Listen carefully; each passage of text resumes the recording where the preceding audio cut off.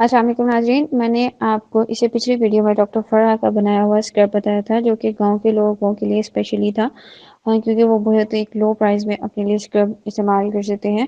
तो डॉक्टर फ़राह की ही बताई हुई क्रीम मैं आपके साथ शेयर करने जा रही हूँ। ये दालचीनी की क्रीम है और ये सर्दियों के लिए है। ये आप जब फेस पर अप्लाई करेंगे तो आपकी फटी हुई स्किन जो है वो ठीक हो जाएगी। और कुछ क्रीम्स आप यूज़ करते हैं तो उसके बाद कोल्ड क्रीम स्पेशली सर्दियों में इस्तेमाल करने से आपकी स्किन डार्क लगना शुरू हो जाती है, मतलब कि ब्लैक होना शुरू हो जाती है। तो आप क्या करें कि इस क्रीम के इस्तेमाल से आपकी स्किन डैमेज नहीं होगी, लगाने के बाद जम जाएगी और चेहरे पर लगाने से बहुत अच्छा इफ़ेक्ट देगी।